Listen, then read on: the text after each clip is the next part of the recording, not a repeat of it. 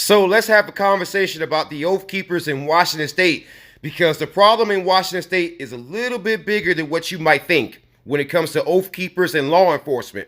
And according to the leak from the Anti-Defamation League, or the ADL, of the Oath Keepers list their membership roles, we find out that there's 1,098 members of the Oath Keepers according to their membership roles, including 3 elected officials, 7 members of law enforcement, 8 members of the military, and 4 first responders. That lets you know how bad the problem truly is, man. And one of the major reasons why law enforcement has been infiltrated by far-right groups, and especially in places like Washington State, is because some of the police trainers are far-right themselves, and they've been teaching cops all across the country, such as Richard Whitehead, who is a police trainer, and he was training cops right here in Washington State.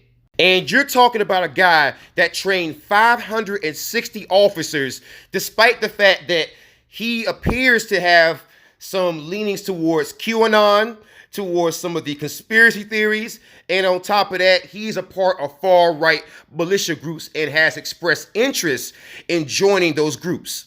And in 2015, a Washington State Training Commission banned Whitehead from advertising courses on its website because the instructional materials were pretty offensive. In fact, he's known to put out some pretty offensive stuff, and that's what he's teaching to officers, allegedly, in Washington State. And they only banned him temporarily.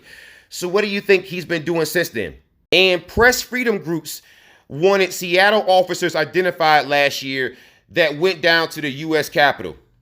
Seriously, and they were from Seattle, which lets you know that this whole, well, it's a blue state, so they're not so bad with their cops. That whole meme, that whole idea is done. Because seriously, when it gets to the point where press freedom groups have to actually ask you to identify public servants who went down to the U.S. Capitol to go riot, that lets you know how bad it truly is. And we even had a Ferndale police officer who was placed on leave after allegedly contacting the Oath Keepers. And this guy's name is Michael Scott Langton. And I actually reported on this story already from Washington State. And it shows you we got some cops here who are either Oath Keepers or want to be Oath Keepers. That should scare you.